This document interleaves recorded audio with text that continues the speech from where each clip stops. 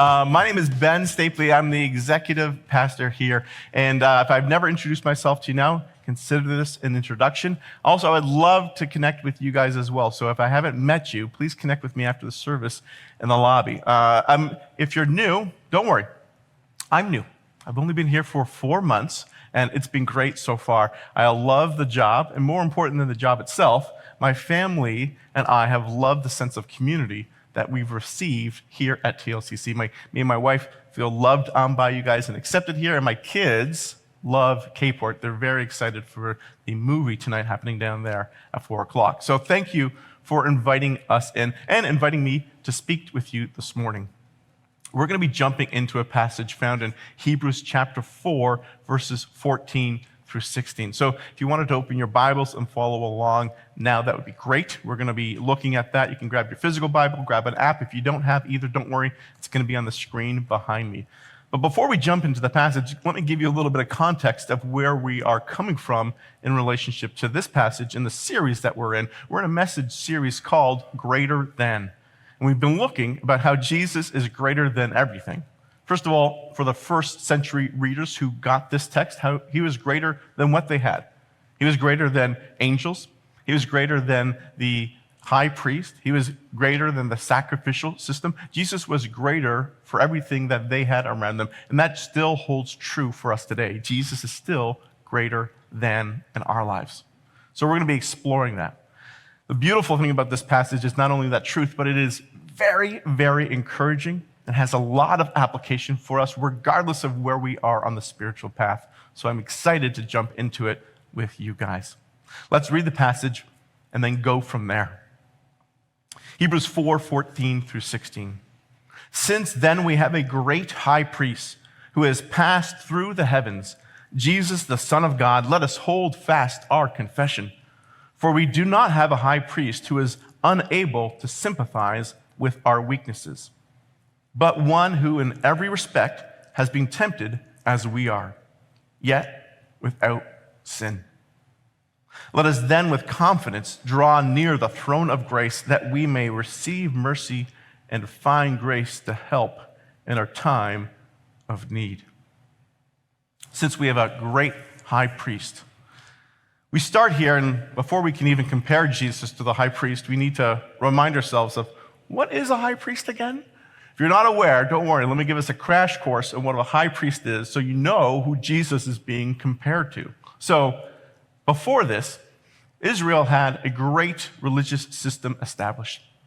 And they had a high priest who was the representative that would interact on their behalf before God.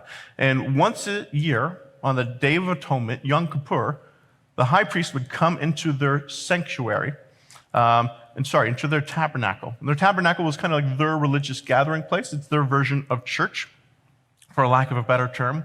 And he would come into the tabernacle, and then beyond coming into the tabernacle, he would actually come into the holies of holies, a place where only he could go. And he could only go there on one day of the year. Then when he entered into the holies of holies, he would sacrifice and sprinkle blood on the altar on his behalf to make himself pure before God. And after he did that, he would atone for the nation and sprinkle blood on the altar on their behalf as well. So that is the high priest. And from a Jew who would have been reading this text, that was their highest they had, the best they had to offer.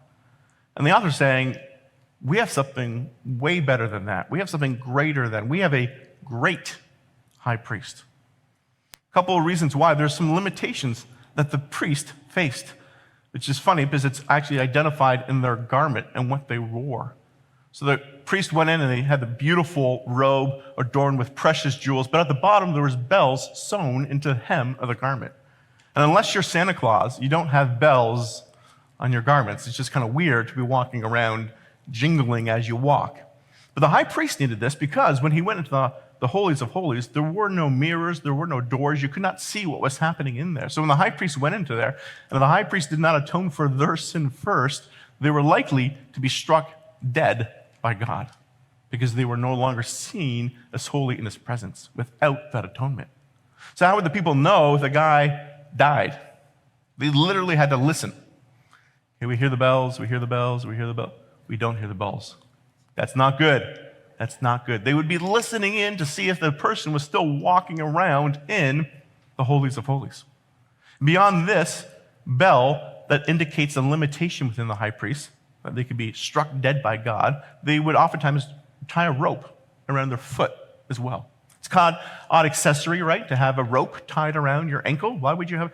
Because if he were to be struck dead, who would go in and get them?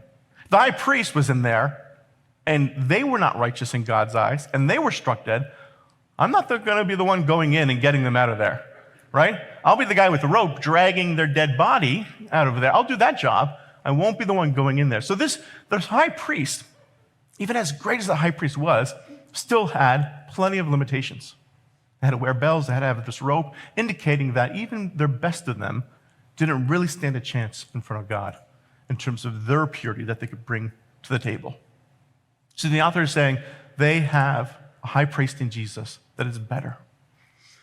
The author continues to give additional support and rationale as to why Jesus is greater. He's a high priest, he's a son of God, and an interesting theory here, he's gone through the heavens. It's an interesting phrase, gone through the heavens. I don't know about you, I've gone through the clouds. I've flown on a plane before. I've gone through the clouds. We have been able to send people to the moon. We've sent people all the way to the moon. Some of our billionaires would like us to go to Mars and go that far, but none of us have gone through the heavens.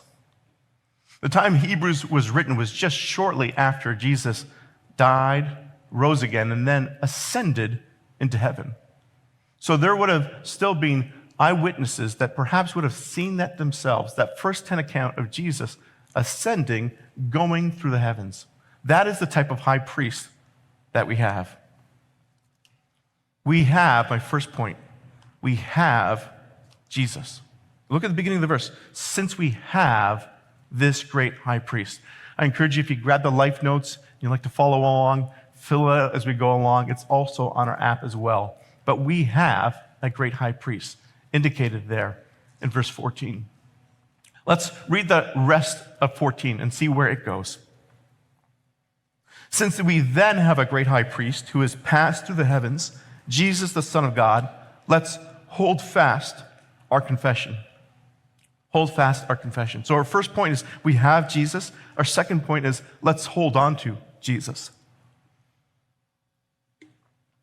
The Greek verb here for holding on isn't a weak verb. It's not something mamby-pamby. It's something that's strong, something where you need to clench and grasp and desperately hold on to and not let go for fear of the consequences.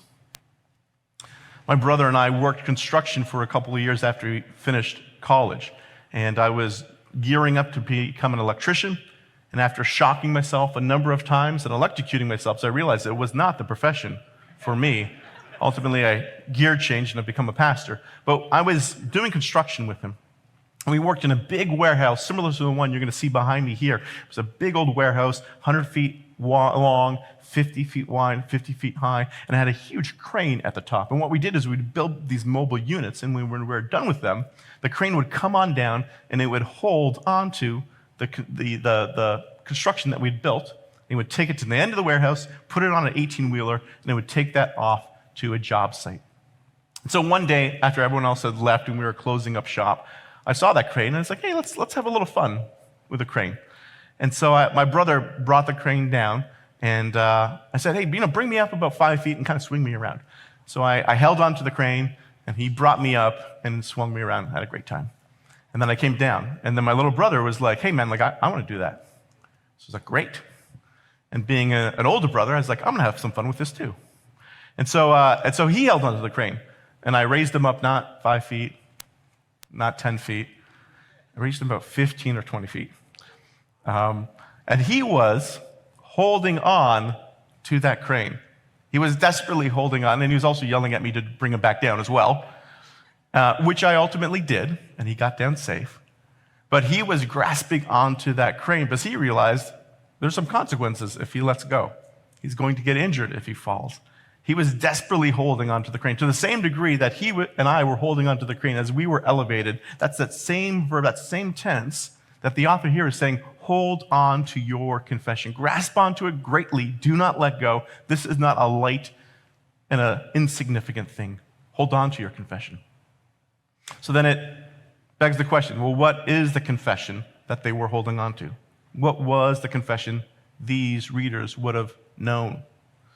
There's a lot of different confessions that are out there nowadays, confessions, mantras, mottos that we live our life by. Something that's a pithy statement that we kind of engineer and gear the rest of our days and our lives around. Some good and some not so good. There's one out there that you probably know is popular a couple of years ago, YOLO, right? You only live once, right? It's a good motto, the sense that we can seize and get the most out of our day. It actually kind of reminds me of the other motto similar to it in Latin, sounds impressive, but carpe diem, seize the day. This idea that we have a limited life and a limited time here on earth. U.S. males, I looked it up this morning, U.S. males have, on average, 76 years on life expectancy. It's a limited time. We've got to maximize it. It's a good confession. It's a good mantra. Problem is, it's limited. It's not a great one because it's looking at your life within 76 years. For females, I think it's like 82. Part of the reason is because guys go up on cranes and we do foolish things like that. But it's looking at life in a limited scope, instead of seeing our life in its eternity, in its eternal perspective. And if you viewed life that way, you wouldn't have to have a motto of YOLO and only living life once and seizing the day. You would be able to see that we have an eternity by which we can live our lives. There's other good mottos as well. There's probably the one we may be familiar with, the Serenity Prayer that's been made famous by Alcoholics Anonymous. It's a good one as well. It says, God grant me the serenity to accept the things I cannot change, the courage to change the things I can, and the wisdom to know the difference. It's a good mantra. It's a good confession, but it's not great because it's pretty singularly focused, right? God grant me. It's very internalized in terms of what you are getting from it. So again, what is the confession that these people would be holding on to? What is the confession in light of that we need to hold on to as well? Well, the Apostles' Creed would have been codified at a similar time in which the book of Hebrews was written. The Apostles' Creed, if you're not aware of it, I'll read a couple of lines that begins it, and it's super powerful. I believe in God the Father Almighty, creator of heaven and earth.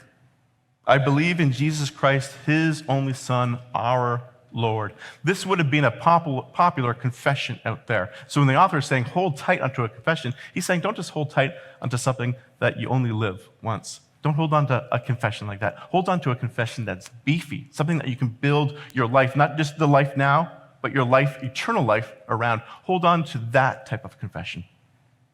So my challenge for us is, what is your confession?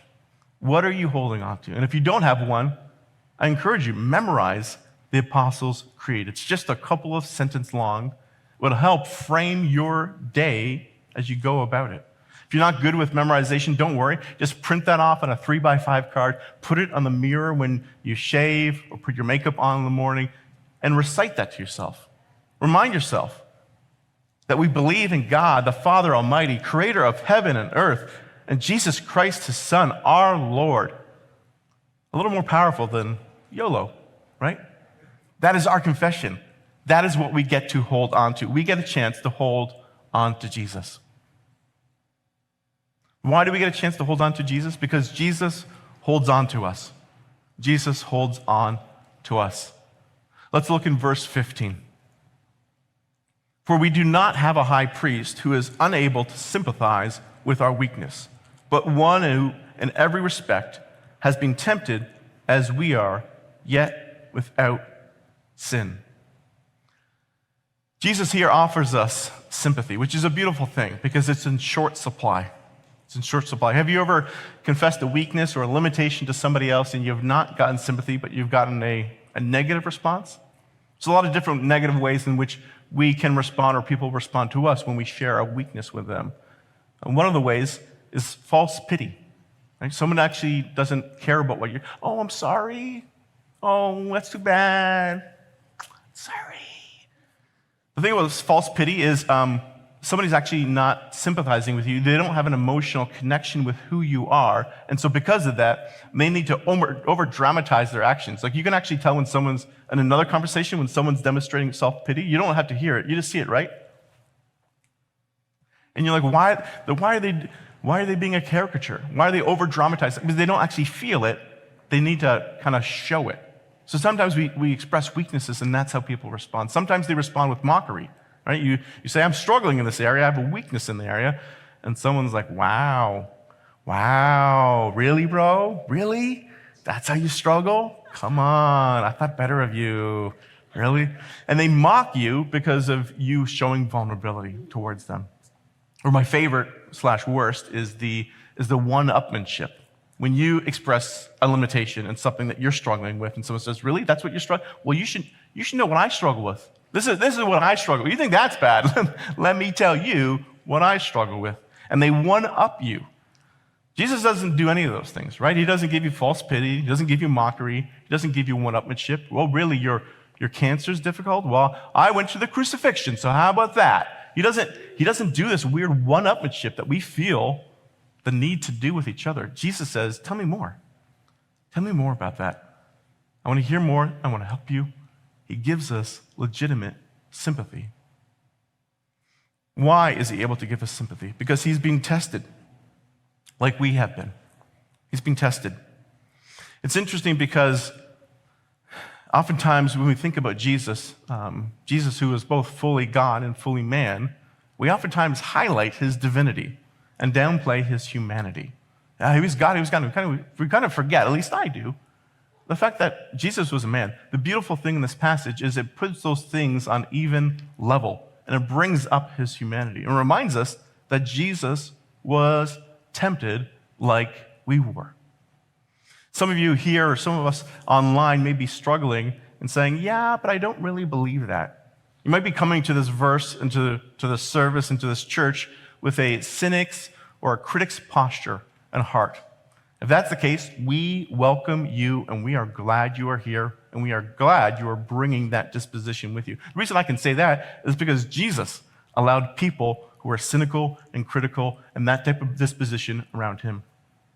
He even had somebody in his inner circle, Thomas, who, because of his doubts, was given the nickname, not a favorable one, Doubting Thomas. That's how we refer to Thomas now. Thomas probably did incredible things. We just know one few thing about him in the Bible that he doubted, and now, forever now, he's Doubting Thomas, right? Kind of feel bad for the guy. But Thomas doubted.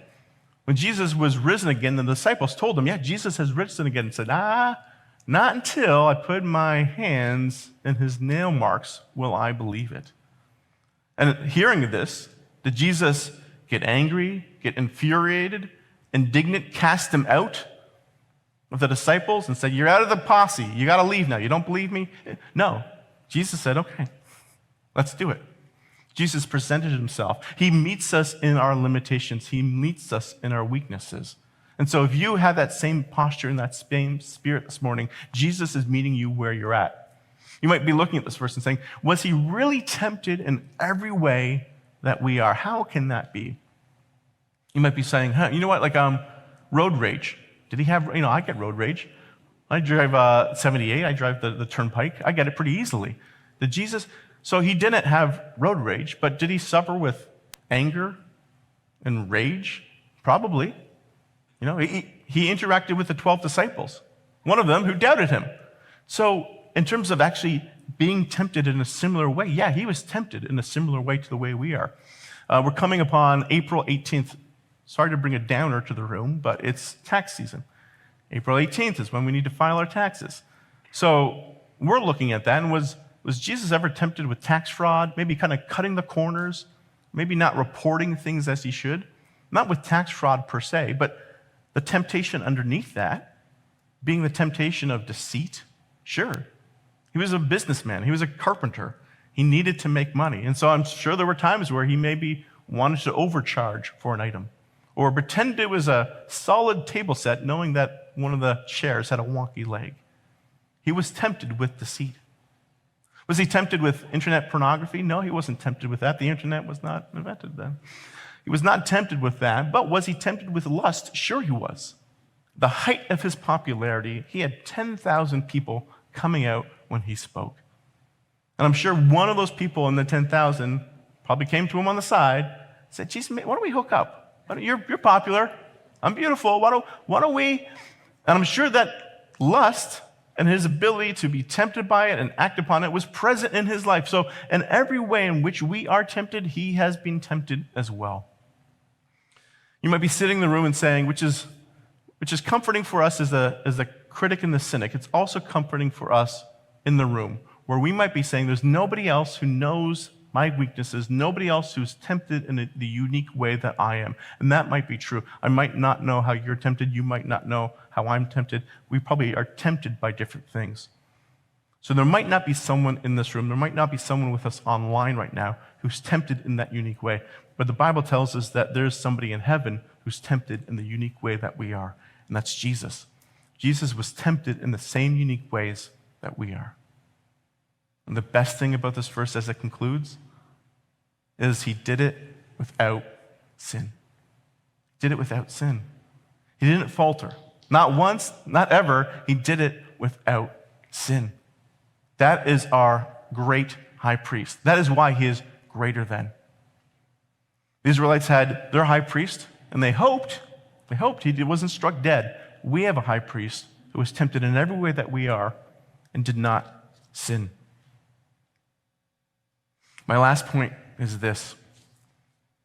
Jesus invites us in. Jesus invites us in. He holds on to us, but beyond just holding on to us, he invites us in. Verse 16 says this, "Let us then with confidence draw near to the throne of grace, that we may receive mercy and find grace to help in time of need."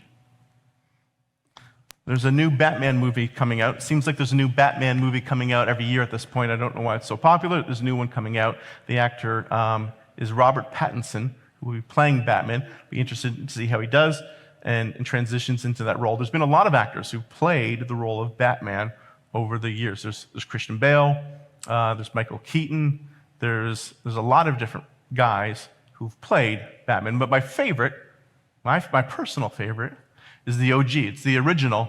It's Adam West. Adam West. Anyone see the original series or reruns of the series? Yes, some of us are aging and dating ourselves. That's fine. It's a good show. It's a lot of reruns of it. But if you haven't seen it, let me give you some backstory into it. Batman had a lot of different devices on him, which made him a unique character to fight crime. He had a bat belt. And in the bat belt, he was always able to pull something out unique to face the enemies. He would have a bat boomerang or a bat grappling hook, or everything is always bat something. One time he was facing a shark, and he had a bat anti-shark spray. I kid you not, there's an episode. Feel free to do a deep dive later on. A bat anti-shark spray, just in case he was fighting crime and a shark attacked him, he was ready to go with that thing. So he had all these unique devices on him. He also had a unique device in his bat cave, and it was the bat phone. The bat phone. Bat phone was there for him to receive a call from Commissioner Gordon. Commissioner Gordon was the police commissioner of the city Gotham, and he was trying to face crime and fight crime, but oftentimes he came up limited in his ability to fight crime with these supervillains like the Joker or Riddler running around. And when he had a need, he was able to access the bat phone and give Batman a call and get access to him. He would pick it up, and it's kind of interesting. Batman was always ready to answer it. Like, he was always ready to go and answer the phone. And, he's never in the bathroom. He was just always ready to answer the phone in the TV show. Kind of unique. But so Batman was always able to pick it up. And he got to a point where he had the bat phone in his bat car at some point. He's always accessible. And then the commissioner would reach out and say, "Hey, Batman, I'm having a hard time. Can you help me out here?" Batman would then jump in, solve the crime. The Caped Crusader would come to the rescue and take care of what needed to be taken care of. In a very, very similar way, we have a bat phone. We have something in which we can, at any time, pick it up, call, and get our help that is needed. That is what this verse is pointing towards. We have this ability to pick this up. And again, to compare it to the high priest, they had one day a year, Day of Atonement, Yom Kippur, where they could pick that up and the high priest could represent them. Now, the author of Hebrews is saying, you can do this whenever. Any need you have, any time you need it, you can pick up and have instant access to God. Yeah.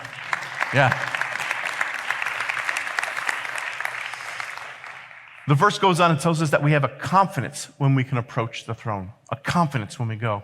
It's talking about the language that you would have with a friend, as a citizen to citizen, the boldness, the frankness, the openness that we would talk with one another. That's the same way in which we can approach the throne, which is interesting, because that's not how we approach positions of power.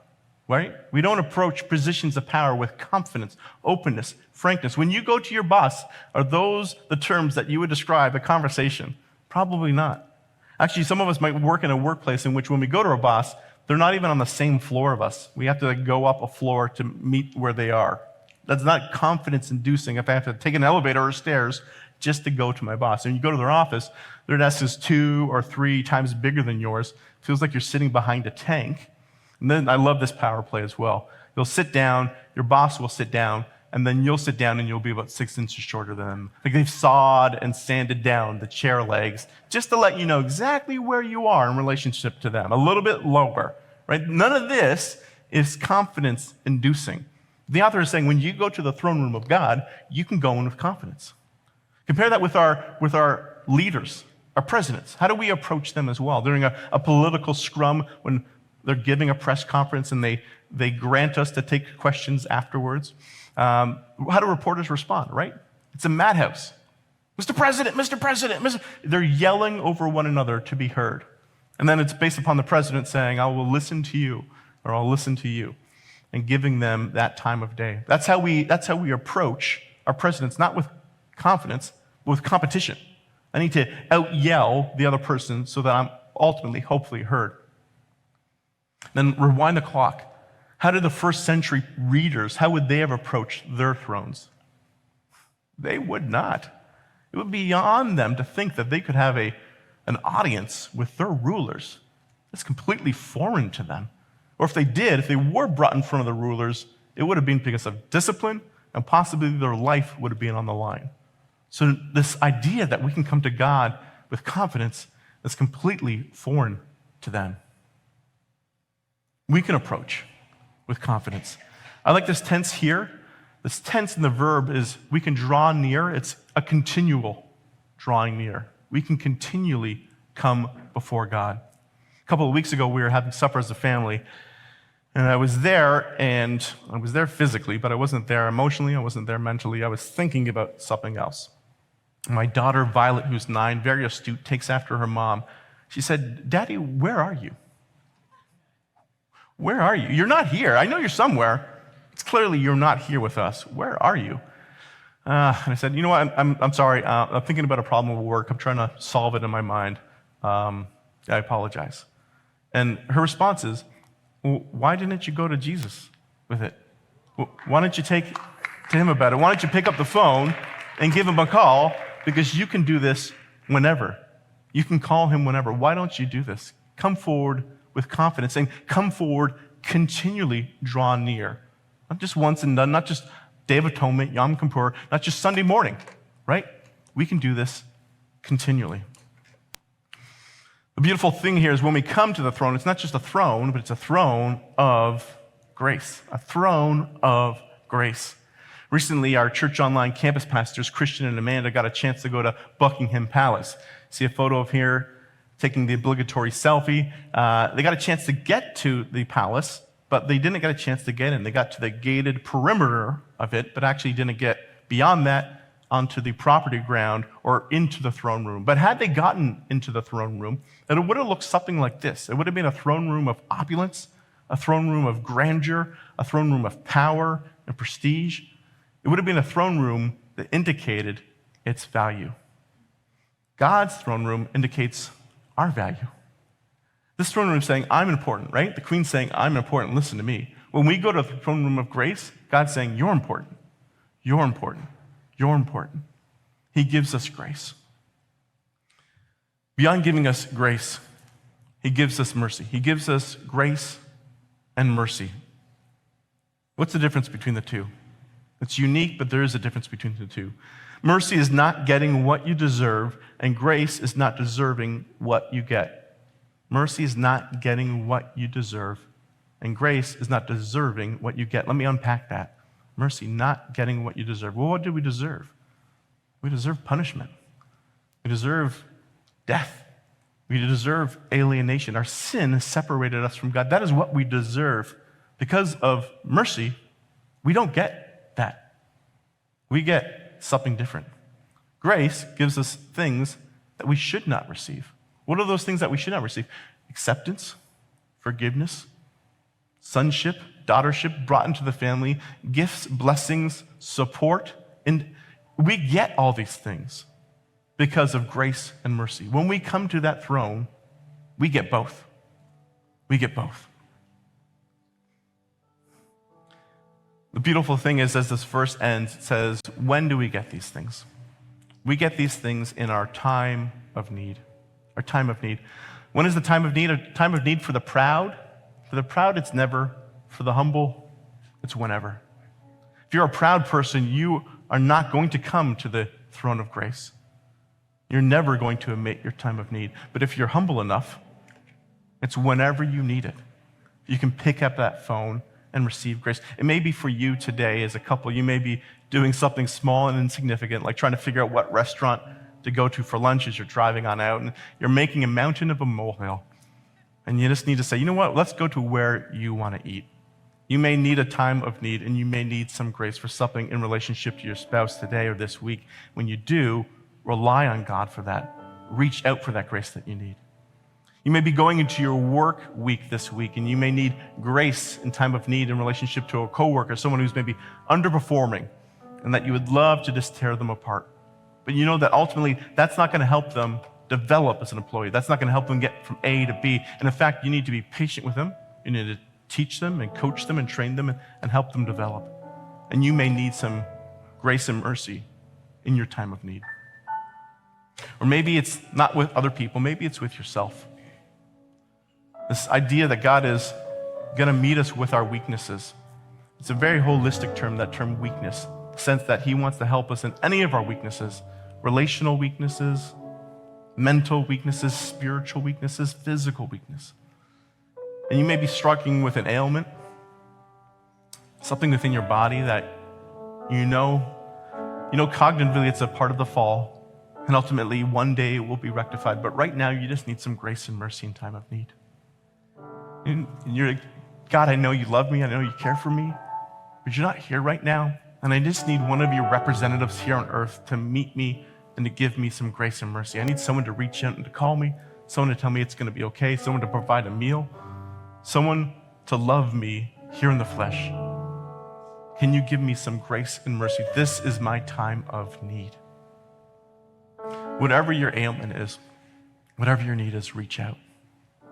The beautiful thing is, beyond making individual calls to heaven and doing that by ourselves, we don't just have to call by ourselves. We can merge in other people into the phone calls through prayer. We do that here at TLCC through our prayer wall. If you've never visited our website, you go to tlcc.org/prayer, you'll see our prayer wall in which we're able to post any prayer requests that you have. You can write it down, post it on the wall, and someone will pray over your prayer request. And then you can also go there and pray over someone else's prayer request as well. You can do a corporate conversation with God through prayer. We also do that at the end of every one of our services. Every one of our services, we have prayer partners on the side here that would love to pray for you. You might be daunted by picking up the phone, saying, I'm going to pick it up. I don't know what to say. I want to do it, but I don't know how to do it. We have people that will do that with you if you're struggling in that regard. Another great way to receive prayer here at TLCC is through our life groups. Not just getting it once on the prayer wall or once after service, but being a part of a group with people that you receive prayer with over days, weeks, months, and years. I encourage you to check that out if you've never done that and if you need prayer during your time of need. I want to conclude by reading a great passage from John Calvin that kind of summarizes where we've been going and highlights the beauty of the throne of grace. Read along with me as we go through it. The basis of this confidence, the confidence that we have, is that the throne of God is not marked by naked majesty which overpowers us, but is adorned with a new name, that of grace. This is the name that we ought always to keep in mind when we avoid the sight of God. The glory of God cannot but fill us with despair, which is the awfulness of his throne. Therefore, in order to help our lack of confidence and to free our mind of all fears, the apostle clothes it with grace and gives it a name which will encourage us by its sweetness. I'm going to call the worship team up now. And as we do, we're going to, yes, that is a throne of grace that we have. And to make it real simple for us as we're concluding, you got 2 potential action steps for yourself. If you are a believer, access that throne of grace. Pick up the phone and make the phone call and ask for that mercy that you need. And if you've yet to follow Christ, if you've yet to become a believer, I encourage you to do the same thing. Reach out for the first time and make that call and access him. We have a great high priest who has gone through the heavens. And as he's gone through the heavens, he's paved the way for us to join him as well. Let's take advantage of that today. Let's take advantage of that now.